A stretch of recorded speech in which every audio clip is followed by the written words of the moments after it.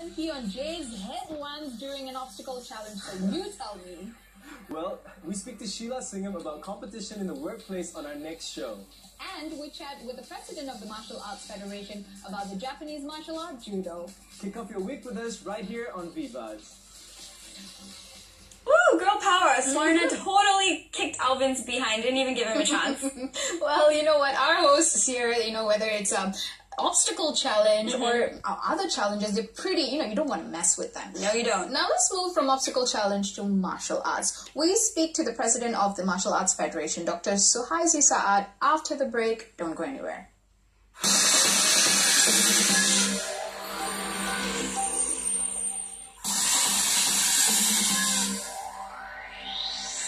Hello and welcome back to Vbuzz. You're still here with myself, Sharita, and the lovely Shankri. Now, Shankri, you practiced a martial art before, correct? I was in Taekwondo for 10 years. Wow, 10 years. That's dedication right there. I've never managed to stick to any so far, but I might just find one that I love in the future, because here in Vbuzz we featured several forms of martial arts on V Arena over the past couple of years as we strive to inform you of the best practices out there for you. On today's show we speak to Dr. Suhaisi Saad, who has decades worth of experience practicing and teaching the martial arts. He founded the Stealth organization back in 1989, which has been dedicated to educating people on martial arts and the sciences and values behind it. He is also the president of the Malaysian Martial Arts Federation, and he joins us today to talk to us about the martial arts in Malaysia and how the Federation is supporting our athletes. Welcome to Vbuzz, Dr. Suhaisi. My pleasure. It is our pleasure to have you on the show, Dr. Suhaisi. Now, you've been practicing martial arts for many years now, over 20 years. But do you remember what first, piqued your interest in pursuing martial arts? Yeah. When I was 10 years old, I learned martial arts silat from my grandfather's friend. And then after that, I get involved in karate.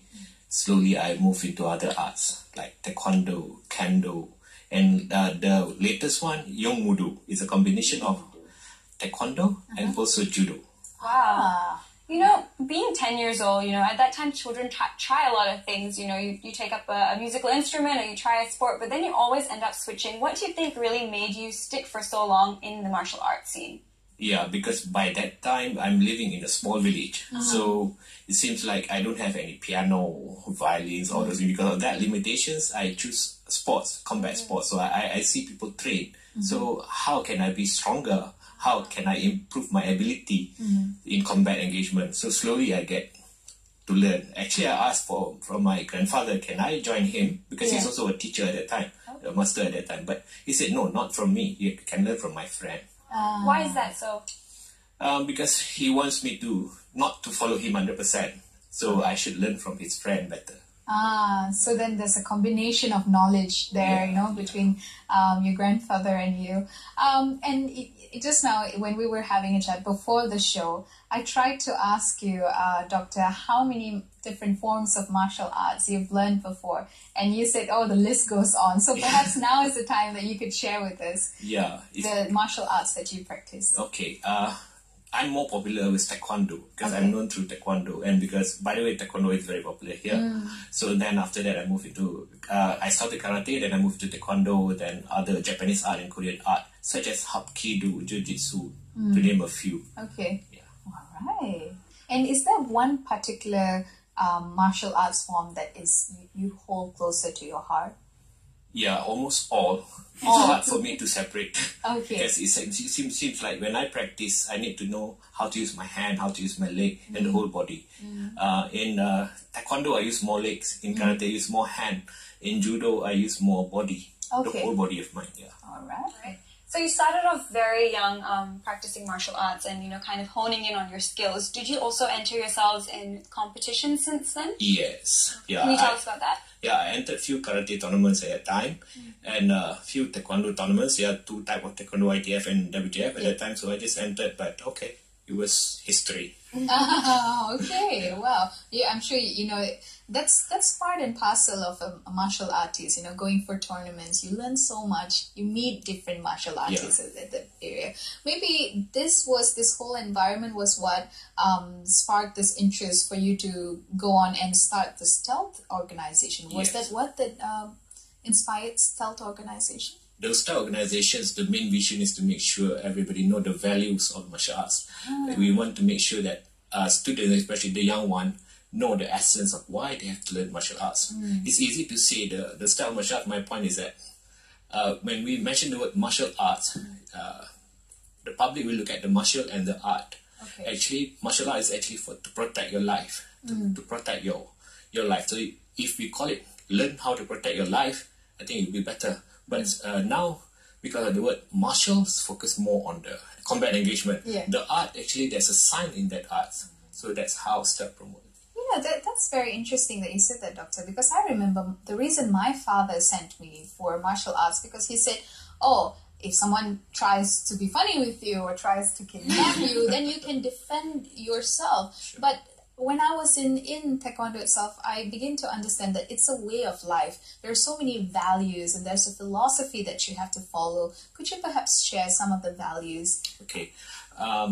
Simple, because if we say karate, karate do, judo, kendo, yomudo, there are lots of do behind, right behind the sentence. The meaning, the technical meaning is more on the, let's say, judo.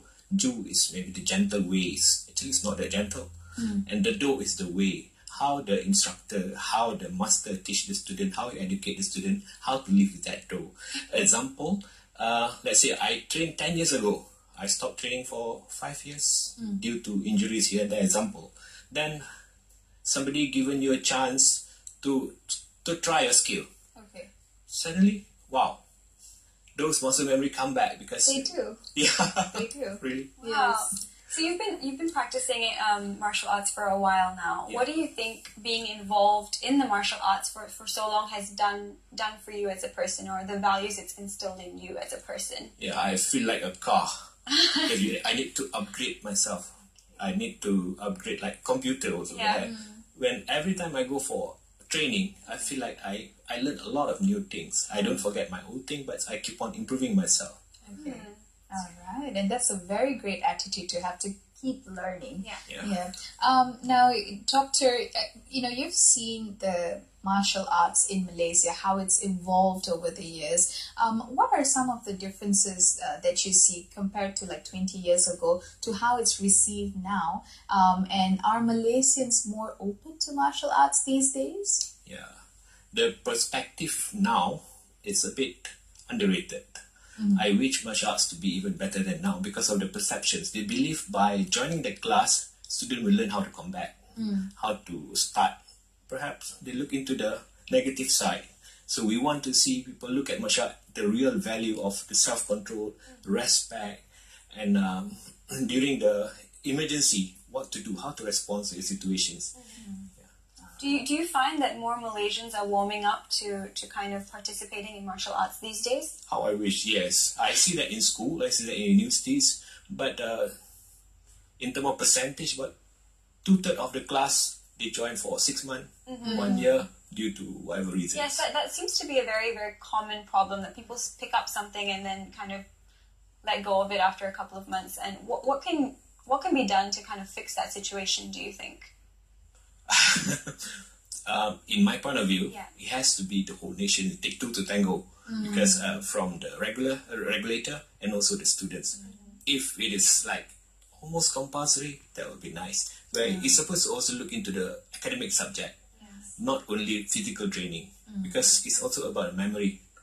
We have example memory here in the brain and also our musculoskeletal memory, of which that one will react.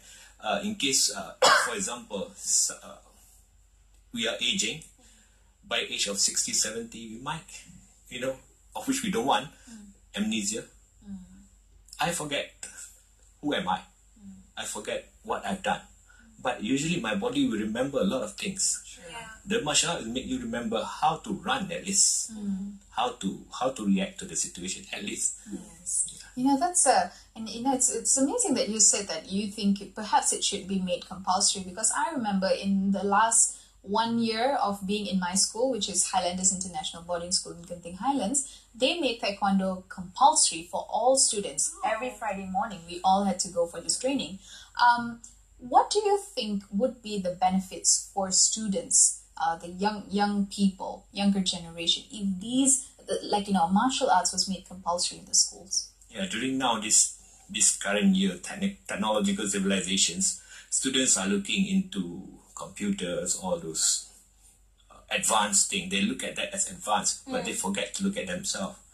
They have to look at them. So I need to make myself compatible to this technological civilizations era, where I need to be active as what I see on the screen when they play video game, combat game. So they need to be like that, not by pressing the button and the icon will move.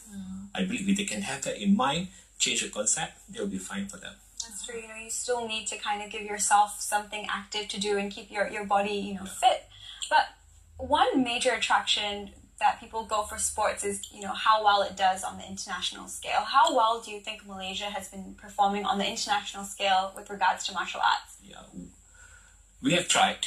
I believe a lot of our athletes and coaches have tried. The association also give, even the government also give a proper support. But we have to look into a very realistic, where our size, our Asian size, there are sports that we can't really score. Although there are weight divisions, category here and there are a few sports that we really can't go. Yeah. So there are 6 Olympic sports now, including karate in 2020 Olympics. So I believe on the pattern side, on the not too much of engagement, we can score. But we really have to put our effort, train 100%, full time. I believe we can do it in the next season. It's interesting that you mentioned that size might be one of our disadvantages. So what are the other things that we could perhaps enhance to make up for the size that we don't have as Asians? Yeah, the concept, the perceptions. We need to improve on we have to focus few students or few athletes 100% on the sport. Their nutrient, their nutritional intakes, their trainings, all has to be perfect. All right. And on that note, can you tell us a little bit about the work that the Martial Arts Federation does to support our athletes in the international competitive arena? Okay. Malaysian Martial Arts Federation was formed in 2016. Then our vision from there, we start to get masters to get involved. How I wish I can get all martial arts to be in one roof, but it's a bit difficult. From there, we will do a research. Now we have done a research on martial arts. So we write few things about martial arts. And hopefully we can come out with some formula. How can we develop combat athletes, specifically combat athletes, regardless it's judo, wrestling, taekwondo, karate, and so on. Okay, all right. With this, you are trying to bring all of these different martial arts under one roof, and you say that there are some challenges that you face from trying to bring everyone under one federation. Could you further explain what are those challenges that you face? Among the challenges is the perspective of the master themselves and the associations, the interference here and there, because they will definitely have their target. It's not like we want to take their positions or their visions or their target, but we want to improve for our nations. So because Malaysia, like Japan in terms of size, they are also not that big. Korean, they are not that big. Malaysia is about the same size. But when we go for sport, their spirits are stronger. They really fight. But for us, sometimes that one is a bit slow. We need to improve on that. And Doctor, how do you think we can overcome these challenges? We need to have support from the regulator. Yeah, we need to have fun. When we have fun, we can have more fun. Yes, that's true. There needs to be everyone coming together to support this main goal. We want to see our athletes performing well in this arena. Can you take us through what is the regular training like in order to get an athlete ready to kind of compete? What sort of procedural training do you have to go through? The more they train the basics, and they have to go for specific combat. And playoff is very important, where we can simply ask other states or other clubs from other countries to come and compete with us friendly. So from there we can see where are the things, and then we have to keep up to date with the rules and regulation of the competition. Sometimes we are behind the rules, because sometimes they modify new rules like Olympic now, so the rule keep on updating. But the athletes not ready for that yet. Okay, all right. So today, Doctor, you have spoken so thoroughly about the importance of martial arts and why it's of great benefits to us. Now, for our viewers out there who are perhaps inspired now to go and take a martial art, try and learn it, is there a certain kind of art form that you would suggest that is easier or perhaps more for a beginner rather than the others? Okay, finally it's back to the preference of the candidate itself, if he or she wants to try. But I personally recommend she try all. Okay. Give a chance to her body to try all.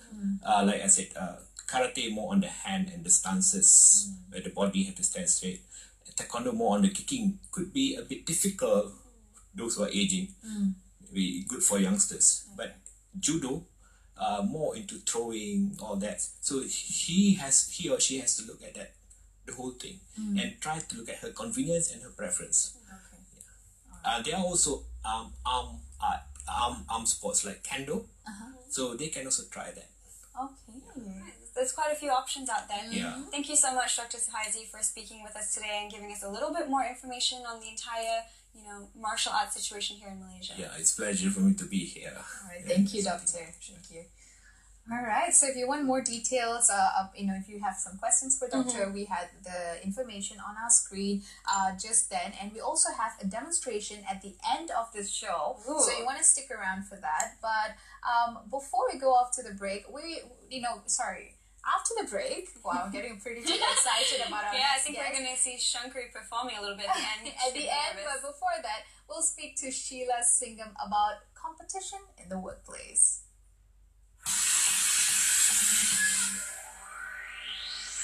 Martial Arts Federation. My name is Shankari. And I'm Sharita. Good night. So, Doctor, we're going to have a quick demonstration. What will you be showing us right now? I will demonstrate how to break plank 1 centimeter. In Korea, we call it kilpa. Kilpa. All right. Using a hand technique. I will demonstrate now. So this is the face. I clench my face. I budget my distance. This is my target. So I just break with a kia. Wow. All right. You're very strong, if I feel. Now, if you're wondering why I'm holding another piece of plank, it's because I'm going to try it. So, it's been very long. I might not be able to do it, but... Yes. Clench your face. Deep breathing. Okay. Focus and straight punch. Excellent. Yes. Thank you. All right. And there you have it. That's a demonstration of a quick punch on the plank. I'd like people to do it.